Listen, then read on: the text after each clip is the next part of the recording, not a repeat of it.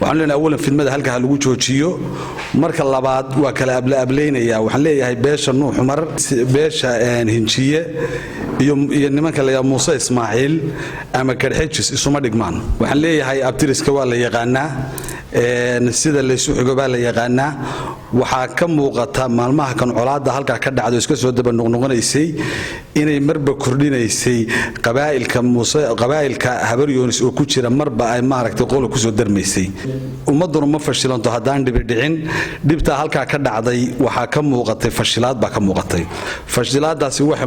maaragtay ay noqotay dadka ku jira in meesha lagu ogaado waxaanu leenahay oo aanu faraynaa beelaha meesha isku haya awalan inay dibta joojiyaan Soomaali dib badan bay soo martay burbur badan bay soo martay ilaa iyo dhowr 30 sano ayay dagaalamaysay cid horumar ku gaadhay lama hayo cid dhul kaga qaadana lama hayo waxaanu beelaha faraynaa in dibta inta lagu joojiyo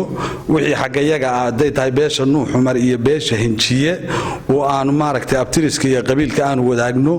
annagu waa qaban karaa waana ka gargeeni karaa laakiin waxaan leenahay beelaha asaan intaan u jira beelaha ama uga fogba ha qabteen dhinacooda waxaanu leenahay fidmada inta lagu joojiyo labada jaanib oo hadda khilaafku meesha ka dhaxyimi annagu dhinac ahaan waxaanu ku wadnay qoladan Nuux Umar iyo Hinjiye oo daraf ah iyo Muuse Yoonis iyo urur suge in khilaafkaasi ku salaysan yahay laakiin hadda dhinaca walaalaha ee Habar Yoonis waxaan leenahay halkaas waana ku canaanan yihiin canaan baan uga soo jeedinaynaa sababtoo ah waxaanu ku wadnay inay dhax ka noqdaan sida aanu dhax uga nahay inay dhax uga noqdaan waa nabad weeyaan waxaan ku baaqaynaa nabad baan ku baaqaynaa waxaanu ku bedelaynaa inaanu wanaagga iyo walaaltinimada ka qayb galno qoyska annaga naga tirsan oo halka joogana ma aha mashkiiladu Nuux Umar inaanu warsigeli ahayn Nuux Umar waa warsigeli waxa warsigeli baxabo baxa heliyo wuxuu u baahan yahay hadii la garan waayo wanaagga iyo walaaltinimada iyo deegaanka heliyo wuxuu u baahan yahay waa bixinayna oo xaqiiqo ah weey Nuux Umarna waa warsingeli waa dad annaga aanu ka walaalno ka mid nahay xumaan ku shaqeyn meeyno in dadka laayaan ama dagaal galaan ku shaqeyn meeyno waxaanu ku shaqeynaynaa waxay xaq baan isku barbar taagaynaa marka in maada reeyal waxaanu codsanaynaa reerka xarigiisa inta halka fadhiday ka badan weeye ilaa heer inta aad rabtaan ba xarig noqonay laakiin xarigii kale waa inuu diyaar garoobaa halka annagu waxaanu degaan ugu ogeyn oo reeraha deganaa dagaal baa ka dhacay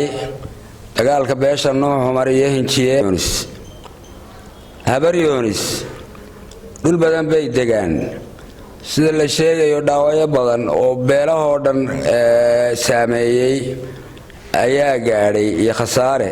xagga sokana waa Nuux Umar iyo Hinjiye waa la wadoogay dadku darisba waligay ahaa boqolaal sano halka daris laga dhulku maanta ma dhalan qoraalna waa yaaleen garnaqsi bay u baahan tahay kaayagu waa baaq nabadeed haddaanu beesha badan degmada Badhameed iyo ereyadeeda nahay waxaanu ku baaqaynaa dagaalka in la joojiyo oo beesha Habar Yoonis iyo beesha Nuux Umar labaduba joojiyaan uma sinna Nuux Umar iyo Habar Yoonis waxaanu ku ogaan jiray beela yar oo Muuse Yoonis iyo urursiga oo qolada meel darisay ka yihiin laakiin Habar Yoonis oo Ilaahay u digta iyo Nuux Umar ma sinna dagaalna khayrba ma leh waxaa muuqatay in arrimihii wax badan isbedeleen dhacdadii shalay u dambeysayna ay tahay tii afraad waxaan leenahay nabad ayaa noolaasho leh oo waxa Soomaali maanta halka dhigay weeye nin Ilaahay deegaan ku abuuray deegaankiisa degan oo doonayo inuu deegaan kale iyo in kale dam uu ku darsado ama meel kale oo Ilaahay dadariskiisa oo ehel ay wadaaga inuu ku darsado oo isagu la wareego waxaan u maleynayaa khasaaraha hadda la og yahay ee qeylaantii soo baxayso iyo ka badan ayaa ka imanaya arintu hadba heer bay maraysi laakiin heerka hadda sida odayaashu sheegayaan ay marayso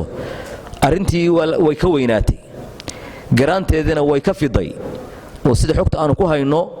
dadkii nabadda ka gali lahaa ama beelaha hoose ee halka wada jooga hawshu dhaxta la ka nabadayn lahaa ayaa maalin walba la soo sheegaya inay qayb ka yihiin dadka ama dhaawaca